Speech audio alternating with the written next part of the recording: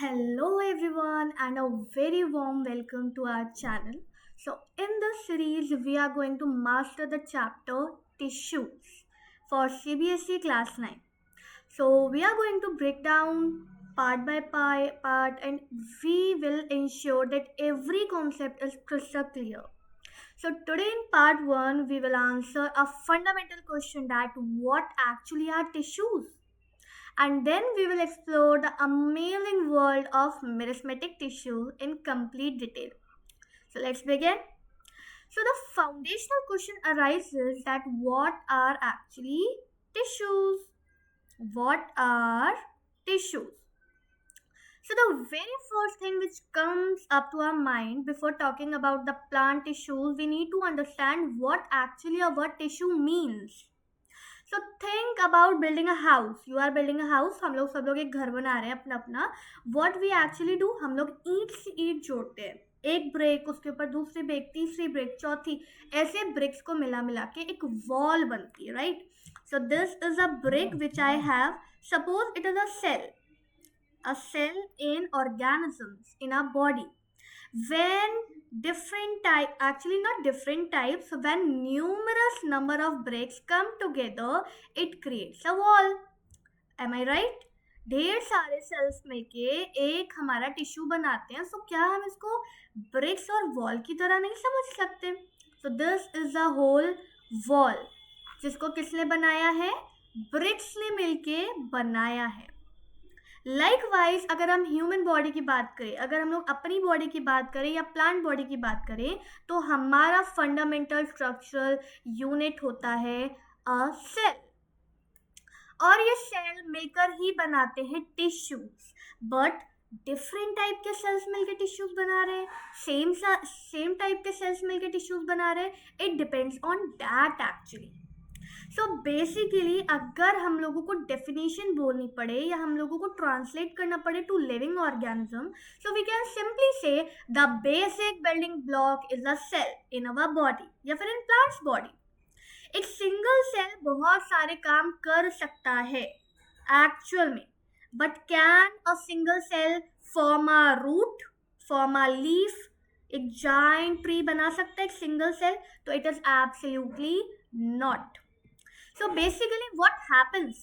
Many cells come up together like best friends की तरह गले में हाथ डाल के एक दूसरे के. They come up together, not just any random cell but specific cell की बात हो रही है, which are similar in structure, similar in function. These cells group together to make tissues. To make tissues. So actually if I want to define tissues, then how will I define it? In very simple way, then I will simply write tissues is equal to group of similar cells plus the same function. Group of similar cells plus they have same function. They perform the same function actually. उन similar cells का group हमारा बनाता है मिलके tissues. तो basically many cells that are similar in structure and origin, they all group together and work in a coordinated manner to perform a specific function. So they are forming a tissue actually.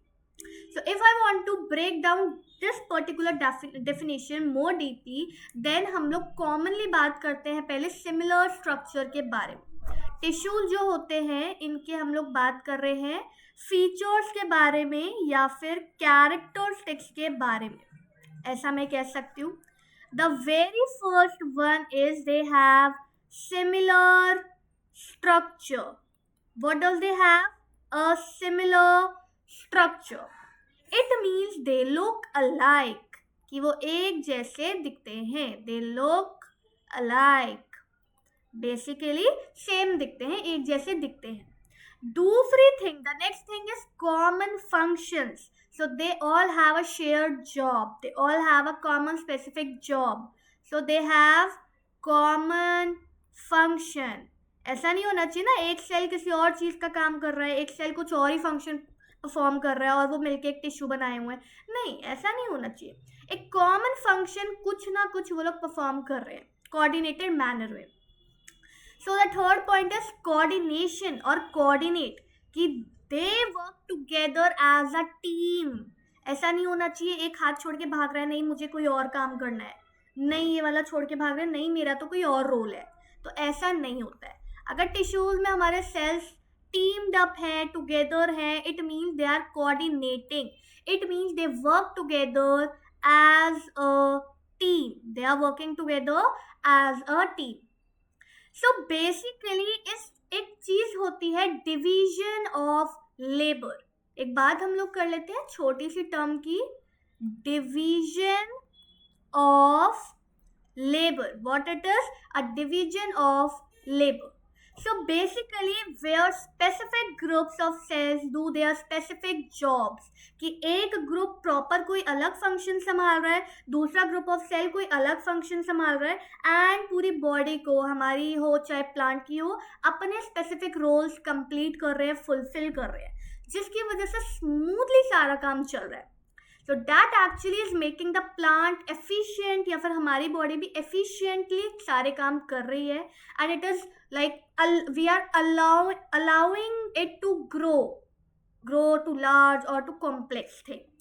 So division of labor means each and every cell or each and every tissue is performing a specific function. Think of a school, एक बड़ा सा school है, उसमें एक ही teacher है, वो साफ सफाई भी करती है, वो पढ़ाती भी है, she is the principal also, she is the peon also. It will be very hectic, it will be very, वो कोऑर्डिनेशन नहीं बैठेगा, प्रॉब्लमेटिक हो जाएगा बहुत ज़्यादा, हर चीज़ स्मूथली नहीं चल पाएगी, बहुत ही ज़्यादा चाउटिक हो जाएगा सब कुछ।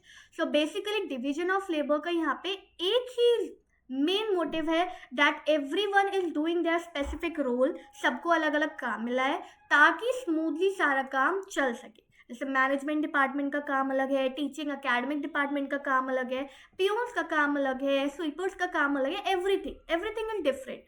डिवीजन ऑफ लेबर इस चीज को कहते हैं।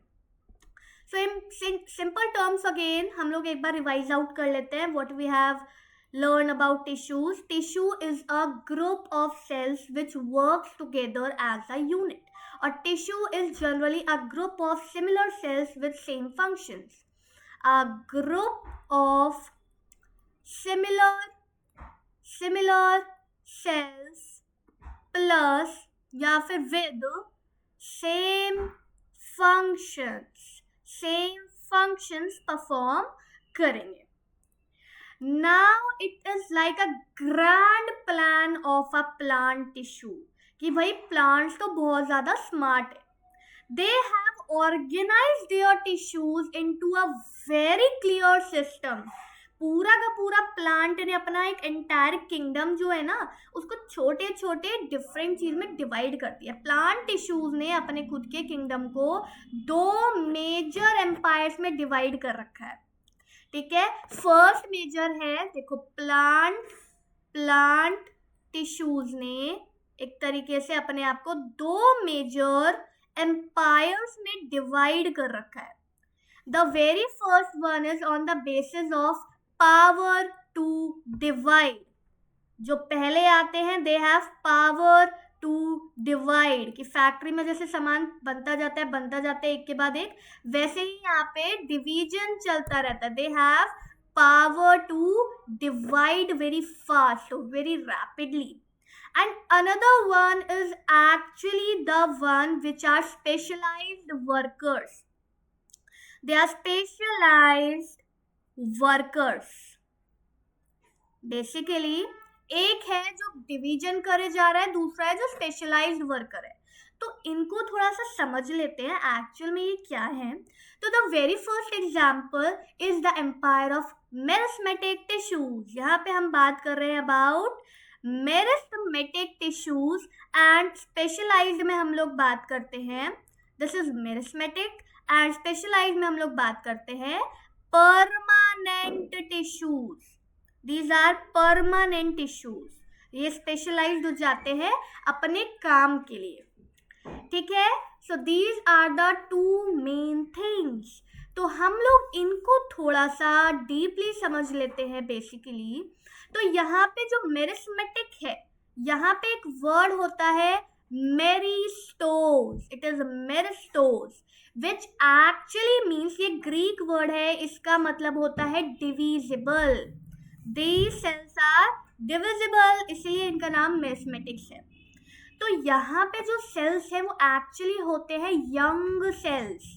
These are actually young cells, very energetic, energetic है तभी इतना जल्दी डिवाइड भी कर पा रहे हैं, वेरी एनर्जेटिक, एनर्जेटिक। एंड इसके अलावा हम लोग बोल सकते हैं इनका मेन जॉब है इज टू डिवाइड ओनली। तो इनको मेन काम क्या दे रखा है? To divide. ये एक्चुअल में सिर्फ डिवीजन का मेन काम करते हैं। एंड डिवीजन कर रहे हैं, it means they are making new cells. ये एक्चुअल में न्यू सेल्स बना रहे हैं। This is the main thing here. So इसको हम लोग इसलिए कह सकते हैं they are the growth engineers, they are the growth cells, growth tissues and all of the plant. Second we have permanent empire. इसमें जो सेल्स होते हैं ये एक्चुअली एक टाइम पे मेरिस्मेटिक सेल्स हुआ करते थे, but as the time passes अब इनकी कैपेबिलिटी डिवाइड होने की खत्म होने लगती है एंड अभी मेच्योर हो जाते हैं। इनको अपनी जिम्मेदारियां समझ आ जाती है कि भाई अब हमें कोई स्पेसिफिक काम करना है, कोई स्पेसिफिक रोल प्ले करना है, कोई स्पेसिफिक जॉब हमें करनी है। तो ये परमानेंट टिश्यूज जो होते हैं they are actually mature cells, जो एक टाइम पे मेच्योर हो गए हैं। मैं ये भी कह सकती हूँ ये एडल्ट हो गए हैं, adult cell they are, and they are the one they have taken up a permanent job. इनको एक परमानेंट जॉब मिल गई कि भाई अब से मसल सेल की तरह वर्क करेंगे, किसी और सेल की तरह वर्क करेंगे, कोई पर्टिकुलर फंक्शन परफॉर्म करेंगे, एक जॉब इन्हें मिल गई है। ठीक है, so they have a permanent job now, specific work अब ये लोग करेंगे, ये लोग सेटल डाउन हो गए हैं। ठीक है, सो दैट इज वाई हमने इन्हें कहा स्पेशलाइज्ड वर्कर होते हैं ये। For example suppose they have adapted a specific job of transportation, कि भाई वाटर ट्रांसपोर्ट कर रहे हैं, ट्रांसपोर्टेशन का काम कर रहे हैं प्लांट के अंदर। हम लोग प्लांट की बात कर रहे हैं तो अभी प्लांट के सेंस में बात करते हैं। ट्रांसपोर्टेशन का काम सपोज से लोग कर रहे हैं, वाटर, मिनरल्स एंड ऑल का। या फिर दे आर प्रोवाइडिंग स्ट्रेंथ, अब ये कौन करते हैं ये हम लोग आगे पढ़ेंगे। या फिर दे आर प्रोवाइडिंग स्ट्रेंथ, तो एक स्पेसिफिक रोल इन्हें मिल गया ना। या फिर दे आर स्टोरिंग फूड, कि भाई फूड स्टोरेज का काम कर रहे हैं, फूड स्टोरेज का काम कर रहे हैं, ऐसा भी हो सकता है। इट मीन्स इन शॉर्ट कि इन्होंने कोई स्पेसिफिक काम अपना पकड़ लिया है। But in this particular lecture we are going to dive in depth for meristematic tissues के लिए। हम लोग मेरिस्मेटिक टिश्यूज में आज बिल्कुल अंदर तक डाइव करने जा रहे हैं इन डेप्थ। तो मेरिस्मेटिक टिश्यूज क्या होते हैं? It is the very reason कि एक छोटा सा सीड कैसे इतना बड़ा प्लांट, कैसे इतना बड़ा ट्री बन जाता है। So basically meristematic tissues are the factory for new cell। ऐसा हम लोग बहुत ही सिंपल लैंग्वेज में बोल सकते हैं मेरिस्मेटिक टिश्यूज के बारे में। Got it? And then let's discuss this in detail. So the very first thing now कि हम लोग मेरिस्मेटिक टिश्यूज की बात कर रहे हैं, कॉमन फीचर्स की थोड़ा सा बात कर लेते हैं। कॉमन फीचर्स जो इन टाइप के टिश्यूज के जो सेल्स होते हैं ना उनमें देखने को मिलते हैं। So the very first one is इनके सेल्स के पास होता है डेंस साइटोप्लाज्म। अब ये भाई साइटोप्लाज्म क्या होता है ये नहीं पूछना। अगर आप लोगों को याद हो ये एक सेल होता है, इसके अंदर एक न्यूक्लियस होता है and this is the part, the jelly like part, this is the cytoplasm of the cell, जहाँ पे सेल ऑर्गेनल्स प्रेजेंट होती हैं, right, like ribosomes, mitochondria and all. तो इसका डेंस साइटोप्लाज्म होता है। ऐसा क्यों बोला? सबसे पहले तो आपको पता चल गया व्हाट इज द साइटोप्लाज्म। ये होता है साइटोप्लाज्म जो एक्चुअल में होता है जेली लाइक जहां पे सेल ऑर्गेनेल्स प्रेजेंट होती हैं.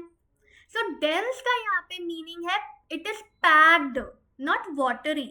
यहाँ पे ये जो साइटोप्लाज्म है it is very much packed actually.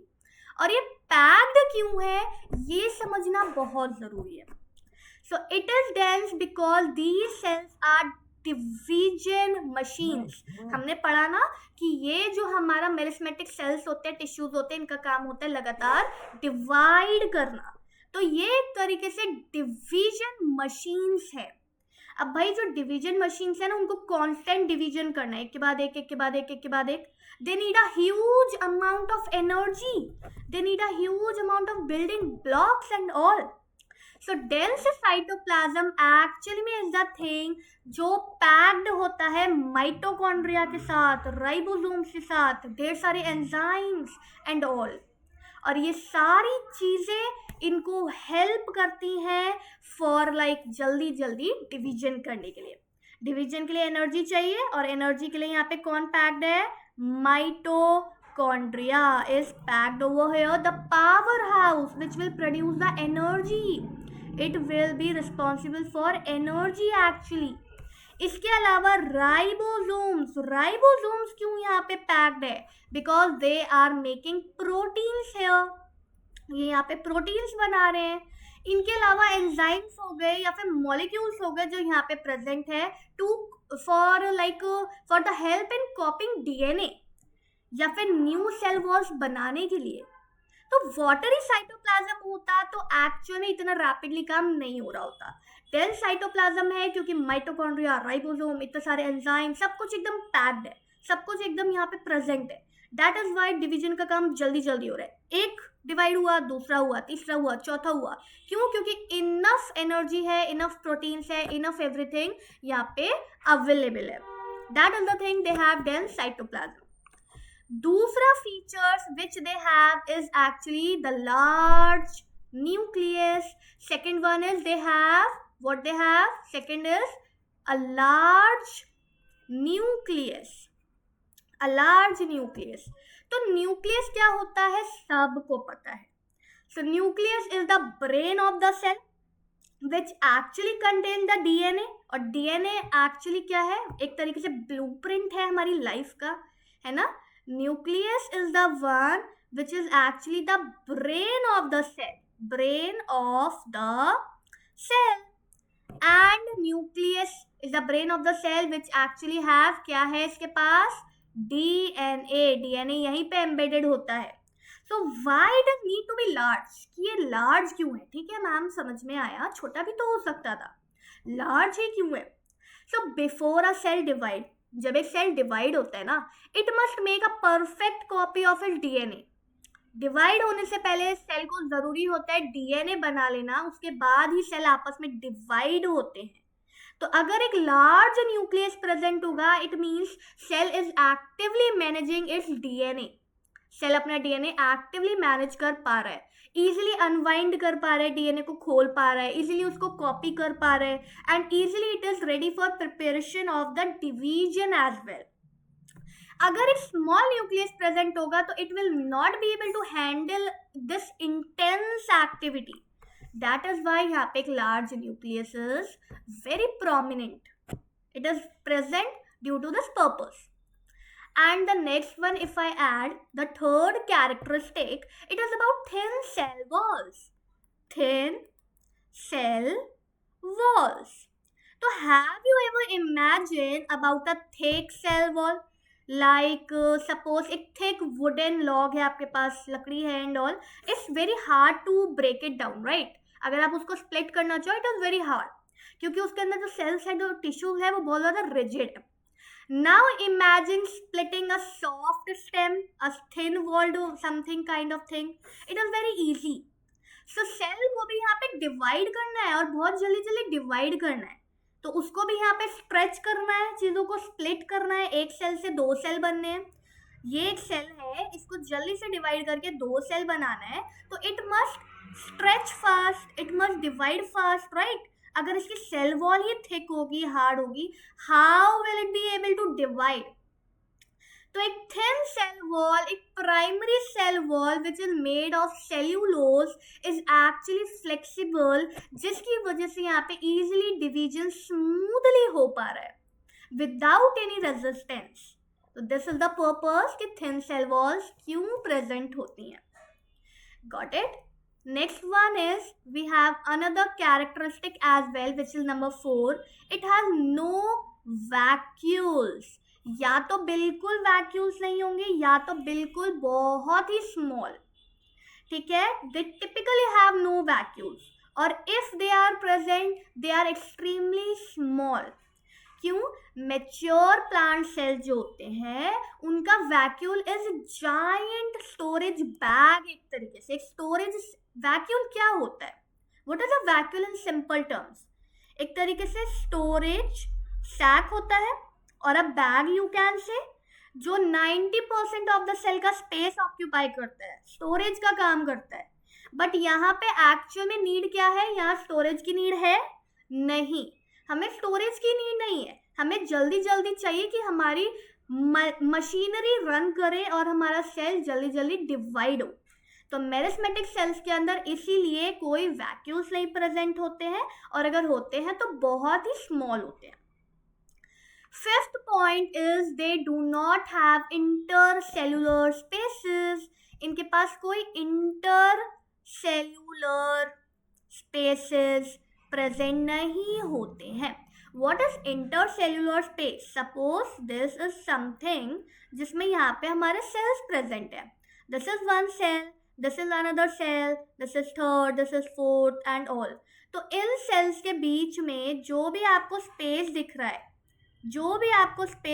Suppose I have drawn this much, यहाँ पे आपको छोटा सा स्मॉल काइंड ऑफ स्पेस बीच में गैप दिख रहा है, right? These are intercellular spaces जो दो सेल्स के बीच में है. इन बिटवीन द सेल्स जो भी स्पेस है दैट इज इंटरसेलुलर स्पेस. तो यहाँ पे सेल्स के बीच में स्पेस एक्चुअली में नहीं होता है. क्यों नहीं होता है? या फिर अच्छा है भी तो बहुत ही कम होता है. एक्चुअल में क्यों? जो टाइट पैकेजिंग है सेल्स की दैट एक्चुअली एंश्योर्स कि जब सेल डिवाइड हो तो जो नया डॉटर सेल बन रहा है वो फर्मली कनेक्टेड भी हो, एक टिश्यू का स्ट्रक्चर बना रहा है, टिश्यू का स्ट्रेंथ बना रहा है. आप मुझे बताओ, अगर एक सेल यहाँ घूम रहा है, दूसरा यहाँ, तीसरा यहाँ, तो क्या ये कोई स्ट्रेंथ बना रहा है? क्या इसका स्ट्रक्चर इजीली बन पा रहा है? इट इज लाइक जेलीफिश के टाइप इधर उधर सब लोग घूम रहे हैं. It is not like that. तो it doesn't work like that actually. So एक एफिशिएंट कम्युनिकेशन होने के लिए सेल्स के बीच में इनका आपस में कोऑर्डिनेटेड होना, ऑर्गेनाइज्ड होना बहुत ज़रूरी है, इनका अटैच्ड होना बहुत ज़रूरी है. सो इनके बीच में इंटरसेलुलर स्पेसेस ना के बराबर होते हैं, बहुत पास पास ये लोग लगे हुए होते हैं, टाइटली पैक्ड होते हैं. So we have learned about the 5 characteristics of meristematic tissues. The very first one was actually, I'm writing down this again. The very first one was dense cytoplasm. It was dense cytoplasm. Second one was actually the thin cell walls. Thin cell walls क्यों होती है सबको समझ आया I guess. Thin cell walls. Third one is they don't have vacuoles. So यहाँ पे no vacuoles. We can add that thing, no vacuoles. And the fifth actually another one is no intercellular spaces. No intercellular spaces. यहाँ पे कोई intercellular spaces present नहीं होती हैं. So these are the very important thing and I think I have missed one which was actually large nucleus. Remember, it was large nucleus. So these are the characteristics or the features of meristematic tissues. These are the features of meristematic tissues के features हैं या फिर characteristics हैं. We can simply say this. इसके अलावा अगर हम लोग बात करें, थोड़ा सा आगे बढ़ते हैं, now the classification of meristematic tissue. आपको पता है meristematic tissues are also classified और divided based on their location, and this is actually very interesting. Meristematic, ये बहुत ही इंटरेस्टिंग है, इसको बहुत ही अच्छे से समझेंगे। Meristematic tissues are actually divided on the basis of their location. So I am writing here down on the basis of location के basis पे यहाँ पे हम लोग division करते हैं। Basically यहाँ पे first type इसमें आता है apical meristem।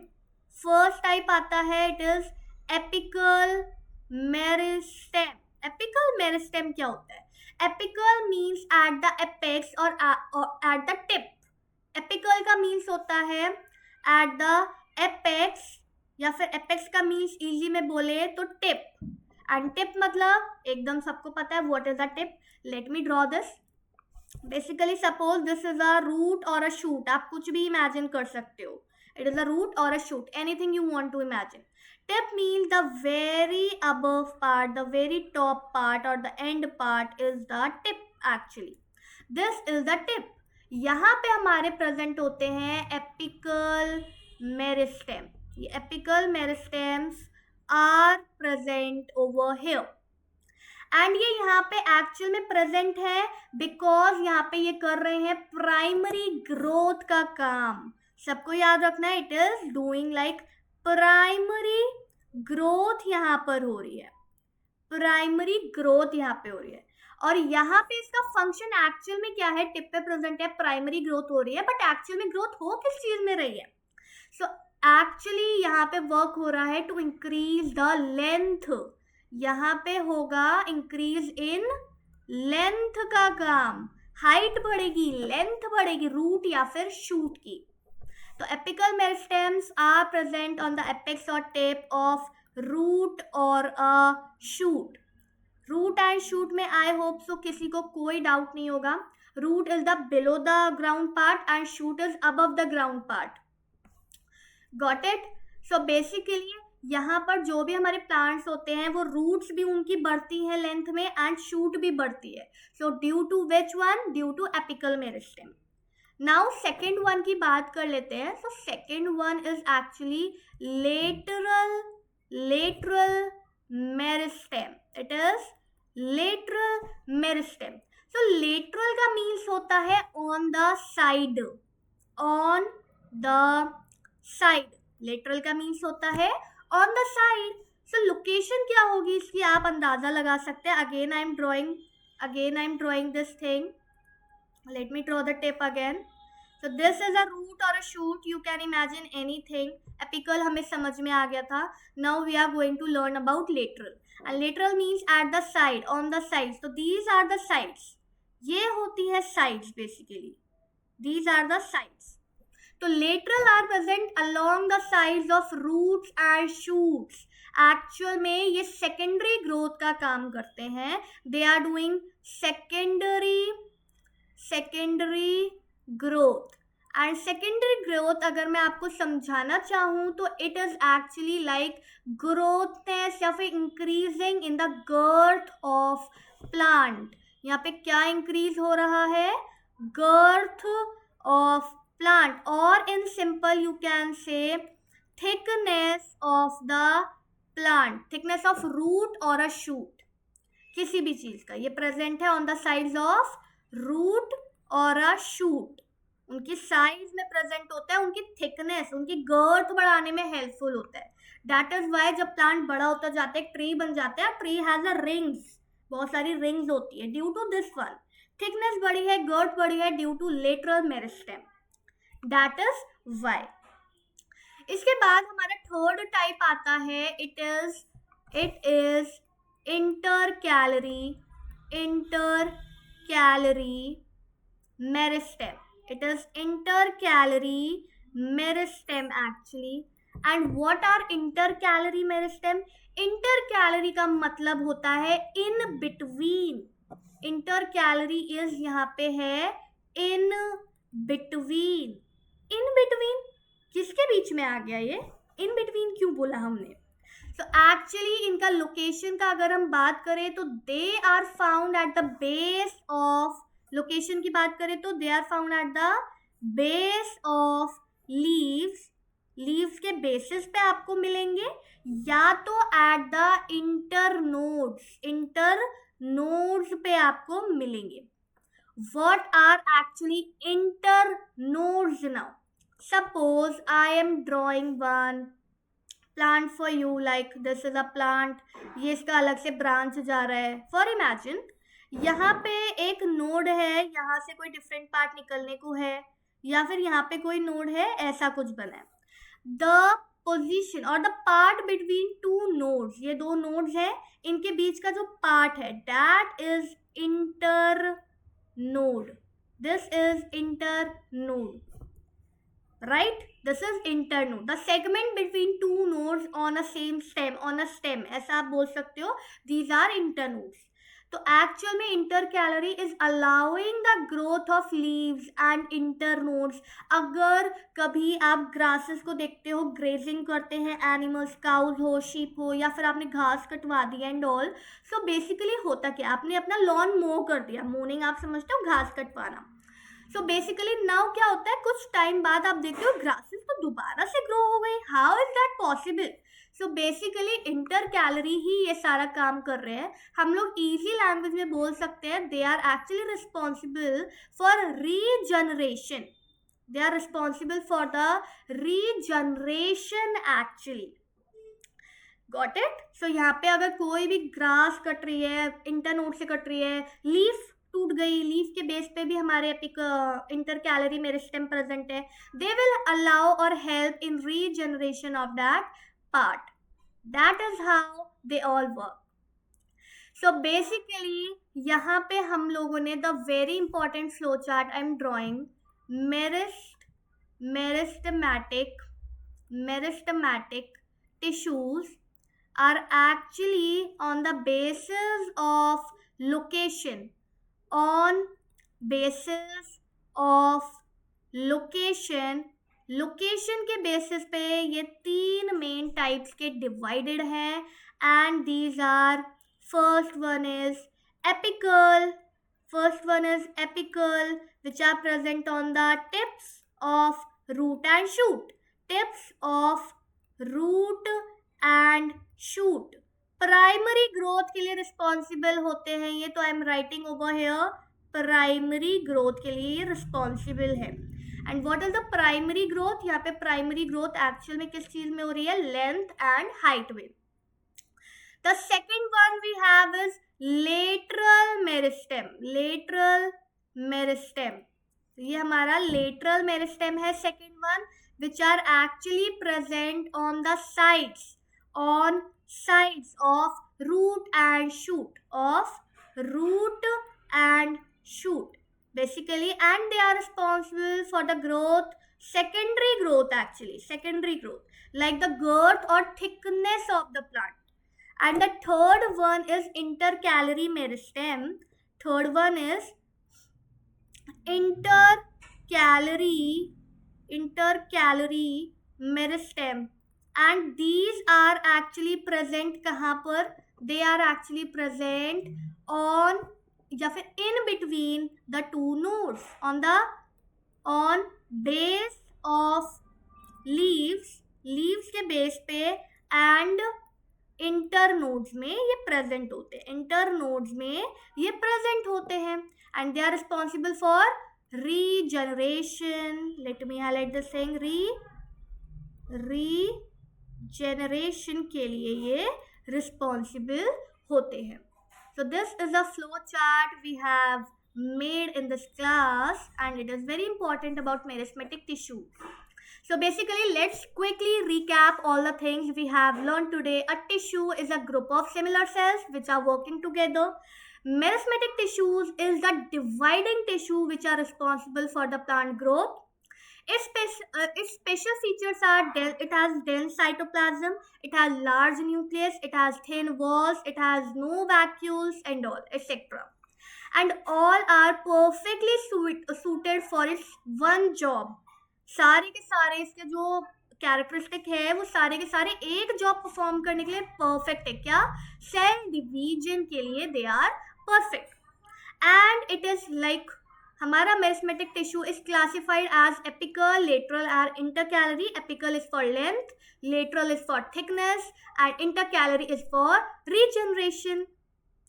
So this actually forms the foundation of the particular topic. In our next video we will see what actually happens to these newly formed cells now. We will explore the various types of permanent tissues, the specialized workers of the plant.